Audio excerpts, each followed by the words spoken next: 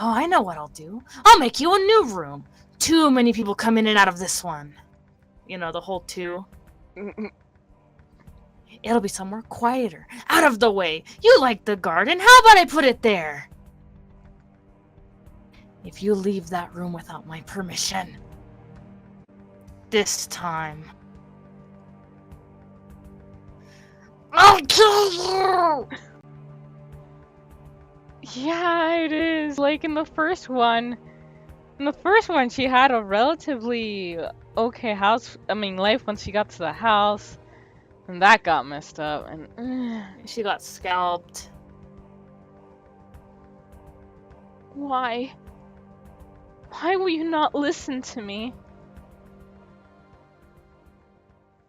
Hakobo, the master of the house, likely loved the white-haired girl. Should Uh, That's always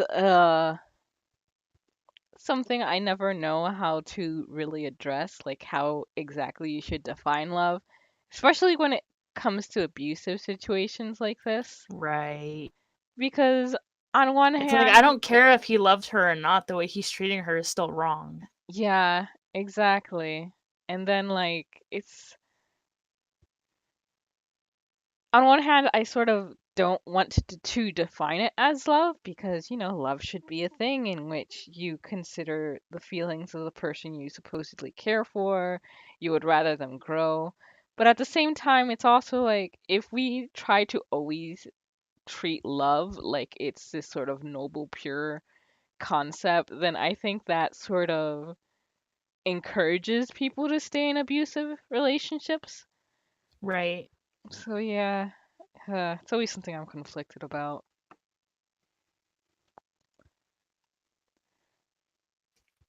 What? Maid? We need Maid? to talk. Yeah. Um, hmm. That is what I saw in their exchange. Normally, love is supposed to be a sweet, warm, wonderful emotion. It makes looks well, looks like we're gonna get right into that. It makes you care for, value the person even more than yourself. But it was the exact opposite for him. I never knew that love could be such a painful thing. How did his love end up so twisted? What did he expect to happen by confining and abusing the woman he loved? Perhaps he was conscious of that. To be human is to sometimes find oneself driven by uncontrollable internal impulses. A few days later, Hakobo dragged the white-haired girl from her chamber and led her outside. The garden she had once loved was now a thing of the past. Uh, where's Maria? Yeah, I thought she was. I mean, I guess it depends. It's a little hard to tell with the timing, but I guess it depends how long after that conversation was.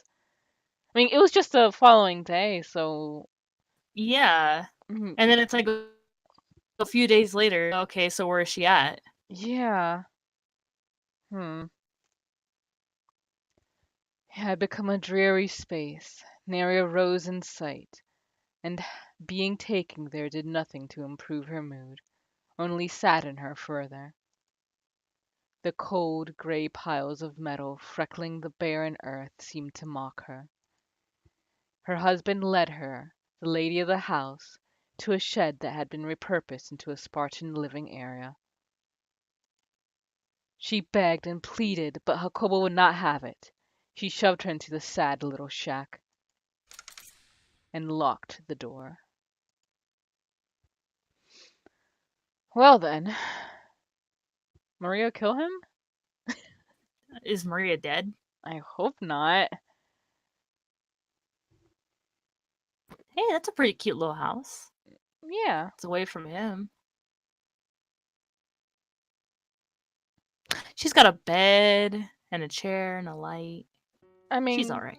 yeah, the being locked part sucks, but if she doesn't want the house, I'll take it. Yeah. How how did things end up this way? Why? Actually, you know what? I'm gonna check something real quick. I mean, I don't think it pops up in this, but the person who bought this game for me said that in the next chapter, we should make sure to check the backlog every so often. But yeah, it doesn't look like anything's popping up now. Why? All I wanted was to go back to the way things used to be. For us to be able to smile around each other.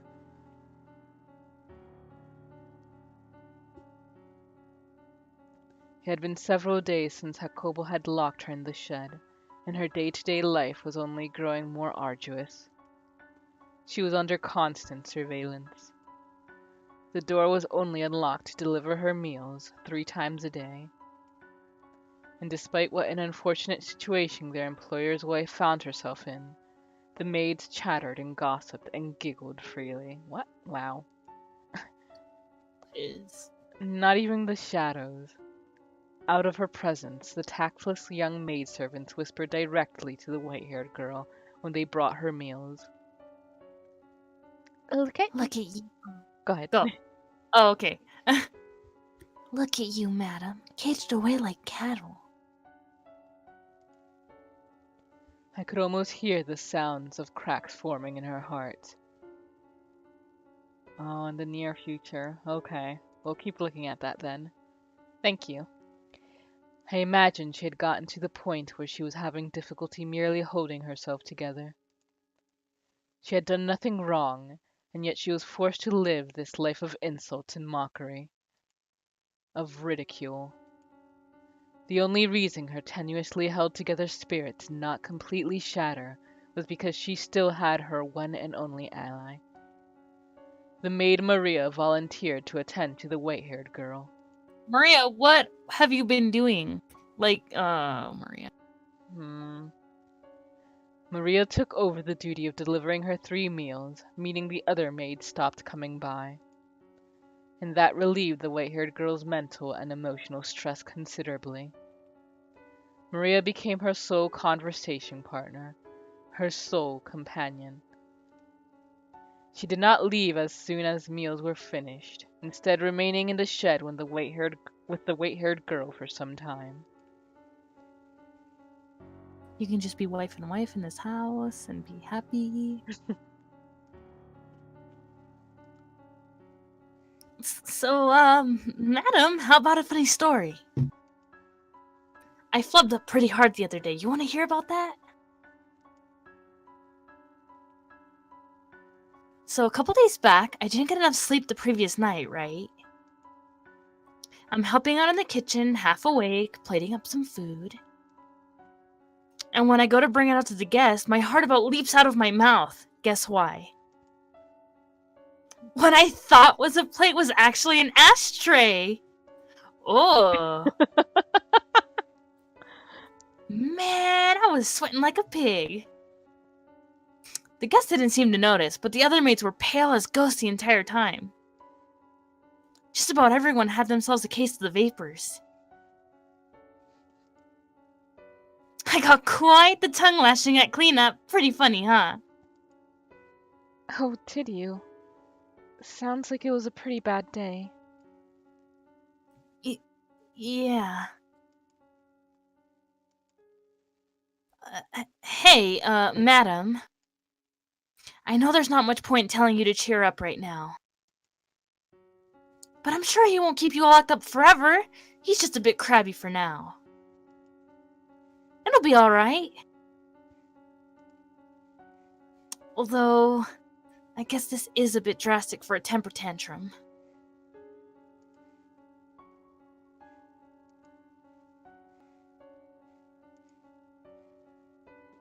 I'm sorry, madam. If only I had pushed him a bit harder. If only I had a little bit more influence, you might not be in this situation. I thought I could be of some help, but I guess I'm not doing a great job of that. Of course not, Maria. You absolutely are. Just your being here takes a great weight off my shoulders. Still, though, I feel so worthless.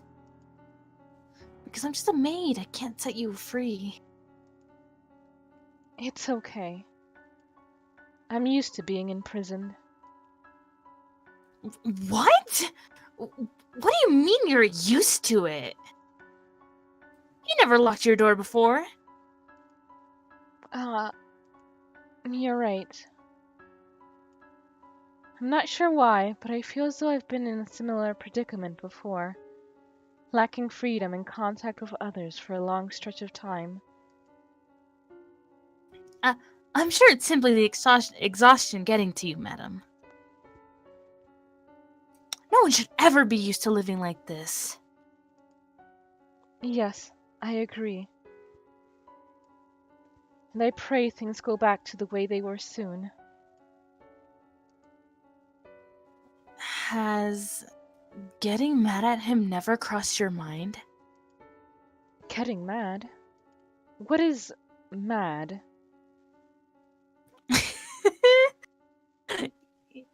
Yeah, you know, when he yells, you yell back, let him know he's in the wrong.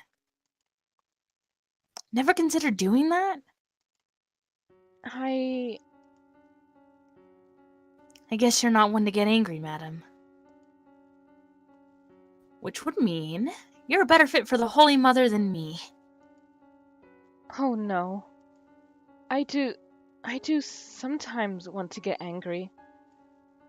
To tell you the truth, it's almost always going through my mind how, if I did raise my voice, perhaps he would listen to what I have to say. But when I'm standing there in front of him and he starts shouting at me, I freeze up and end up not saying a word. I'm just such a pitiful woman. Everything about me. When I need to speak up most, to stand up for myself, I cannot. Mood. Oh, don't look so down. That's not a bad thing. It's just got you in a little bit of a pickle right now. But I'll clear everything up with him, you hear me? Yeah, where were you? In my mind, your modesty is a virtue. And the more I think about it, I can't even imagine you screaming. I like you better the way you are, reserved and ladylike. Emphasis on the ladylike. You can leave all the yelling to me. So what you're saying is that you're the butch. Yes. I'll do whatever I can to help you, madam. I mean, white-haired girl isn't going to take action. Yeah. Were you able to clear up his confusion about the night when we were dancing? Oh, about that, I never did. Oh, oof. Sorry, he just wouldn't hear it. I see. But I'm not throwing in the towel.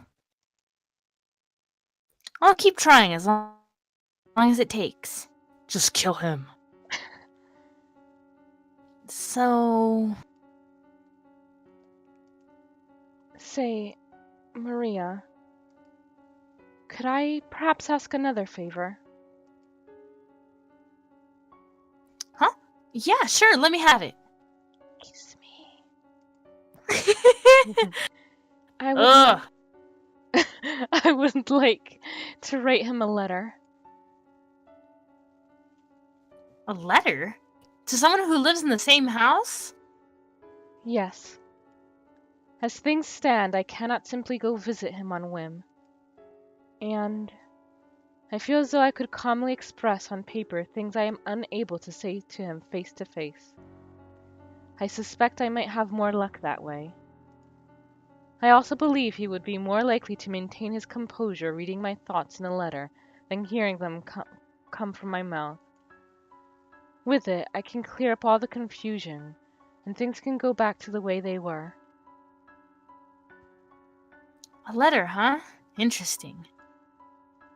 I'll write the letter, which I would like you to deliver to him. May I ask that of you? Absolutely, not a problem. Thank you, Maria. You're the only person I can count on. And I mean that. I hate to say this, but I'm starting to get a little suspicious of Maria. What It do you it, mean? it just seems strange to me that she's only bringing up the thing about having talked to Hakobo, and then the perfume that she happened to give the white-haired girl seems to be the same one that that man had. Oh, yeah. I don't know. I don't. And I all. don't want her to turn out to be sabotaging their marriage so she can get Hakobo for herself, because that would just disgust me and I wouldn't want to play this anymore. Yeah, I don't. Ugh.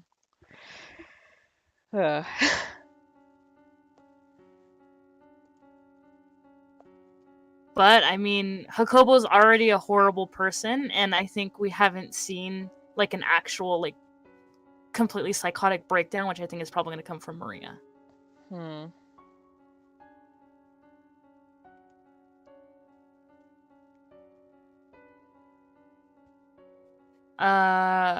Me, right? Mhm. Why? How did this happen? Why would she betray me? I wanted to give her a decently happy life. Well, you know what? You fucked up. I Yeah, don't feel sorry for you. big time. I didn't want to get violent with her, but I still did. Yet when I saw her face, when I heard what she had to say, I couldn't restrain myself.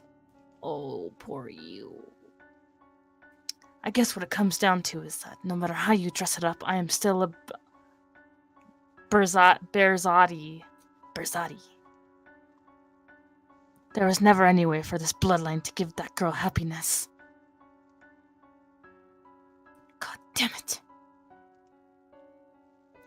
Why am I fretting over this nonsense? And I'm supposed to be the future head?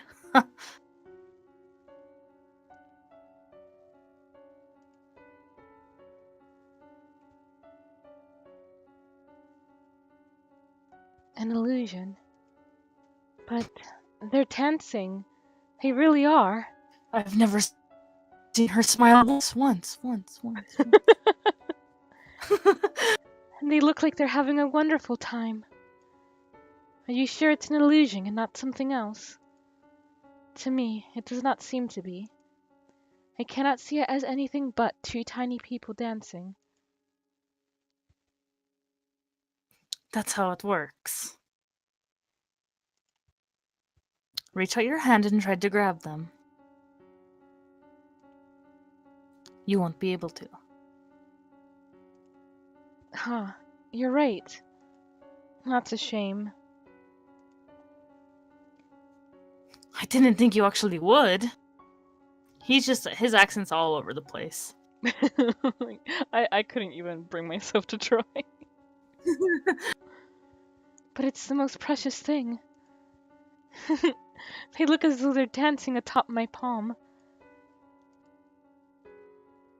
It's almost frightening how much innocence rests within those hands.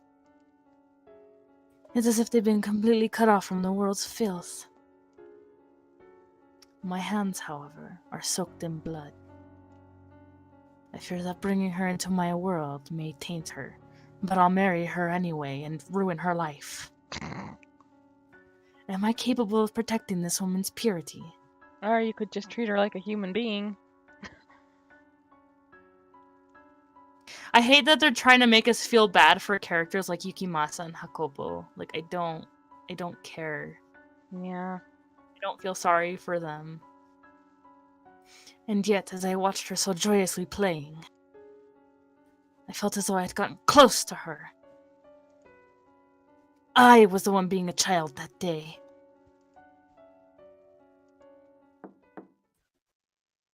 Hakobo, it's me, Maria. Oh. Is it alright if I come in? Oh, Maria. It's fine, come in. Alrighty.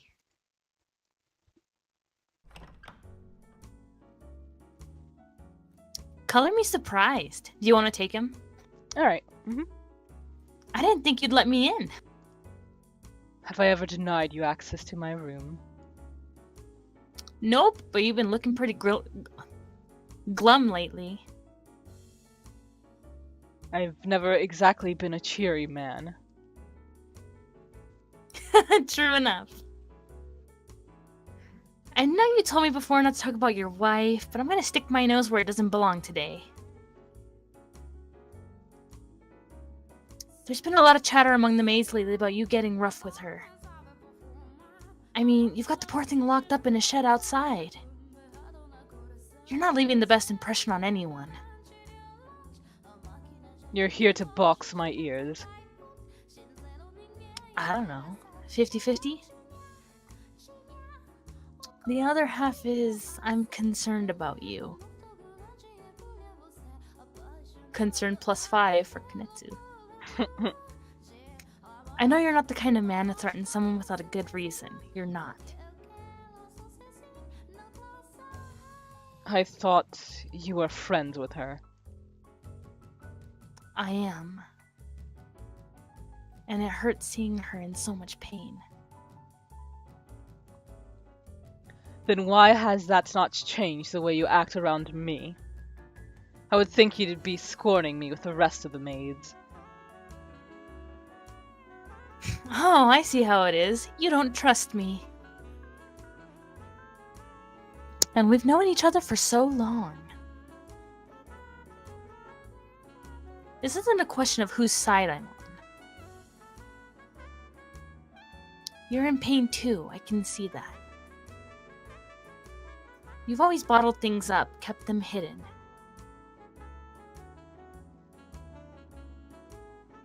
You're too proud to rely on others. But you should probably vent to someone before it reaches the point where before it reaches the point where you no longer can. Say, Jacopo, do you remember the promise we made a while back? How far back? Back when you were still shorter than me. You were 14 and I was 12. I had to leave town and you came to see me off. Where are you going, Maria? Quite frankly, I didn't think you'd come. I was surprised, even if I didn't show it.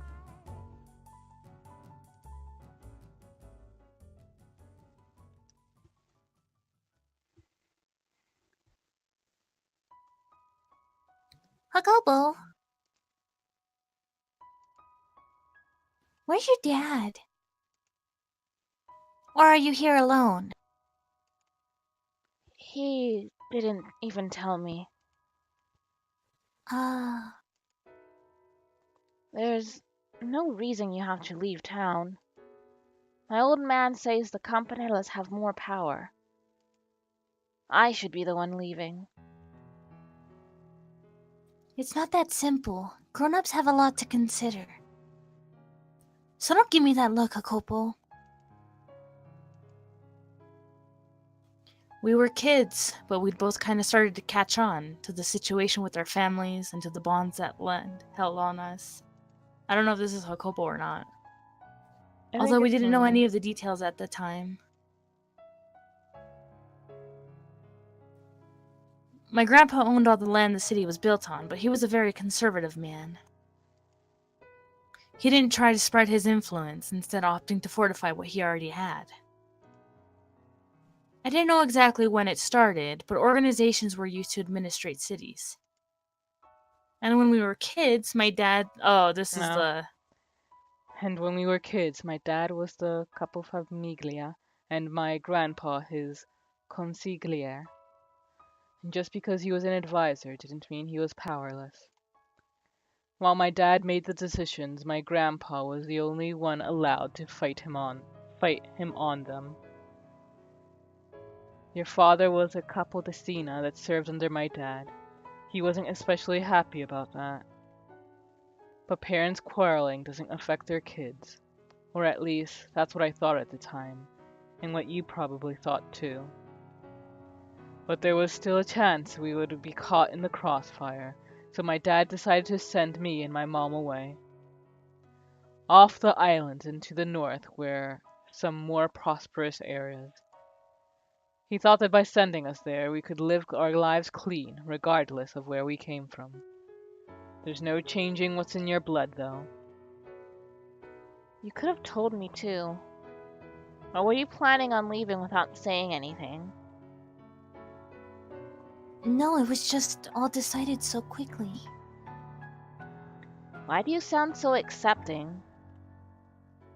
Adults have a lot to consider? You bet they do. But you could at least let them know you're opposed to it, Maria. But no, your tail went straight between your legs as soon as you were told. You just gave up and accepted it straight away. I thought you were better than that. You think... You think I don't know that? But I'll just be in my dad's way if I stay. I'm a kid, a girl. I wouldn't be of any help if something happened. And I don't want to need someone to protect me. I never once thought of you as a girl. Rip.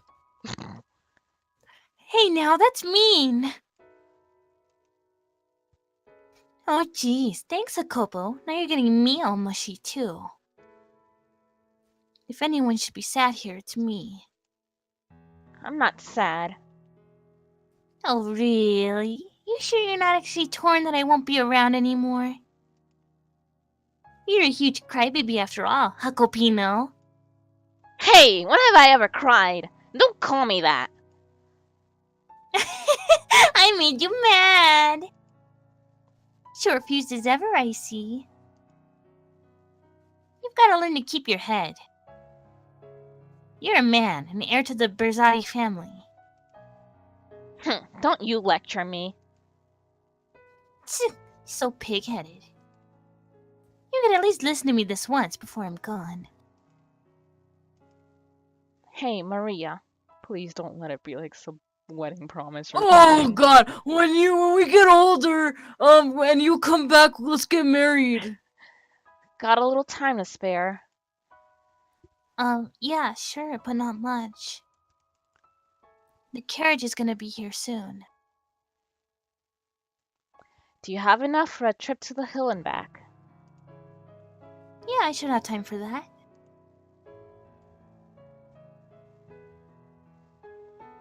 Because of our families, we weren't really able to get along with the other kids in the city, so we played a lot up at the top of that hill. It became kind of like our little secret lair. There was an abandoned house up there, I guess an old farmhouse or something, and kids love that sort of thing, you know? We called it Casa Nostra, our home, and we pretended it was actually ours. We drew circles on the wall in chalk and used it for target practice. We brought up a bale of straw and used it to make makeshift beds. When either of us got into a fight with our parents, we'd stay the night here instead of home. In retrospect, I'm sure they knew where we were going and just let us do our thing. Oh yeah, there was this one time we were playing and a huge storm rolled in, trapping us there. The wind wasn't just howling, it was screaming bloody murder. It was blowing so hard I thought the house might fly away. As I recall, you were crying that night. Hey, Nero, you here to see me off too? Ah, there you go, wagging your tail with that dumb look on your face. You have no idea what's going on, do you? It wasn't just the two of us who had made Casa Nostra our home base, though. There was one more, a stray black dog. I'm pretty sure it didn't have actually black fur though, and it was just really, really dirty. Of course he doesn't. He's a stupid animal. Oh, don't talk about him like that. He's one of us. What were you planning to do about Nero? Just leave him behind? Nothing else I can do. Can't bring a dog in the carriage. Besides, you're here, so it'll be fine. You take care of Nero, alright? Hello everyone, welcome to 4pixels. Coco is back with Undertale, and today I have two guests. Would you guys like to introduce yourself? Hi, Uh, I'm Minnie. Hi, I do some things somewhere. hi, I'm Rosh. I also do some things somewhere. They're going to be joining me today at my request, since, I mean, they won't know this at this point since the video hasn't actually gone up, but I got a little bit emotional during the last recorded and I needed to take a break. So I just wanted someone to join me today, so in case I was particularly silent, and I feel much better working off of other people. So yes, let's continue. We just had a very, very nice experience burning down Undyne's house. Only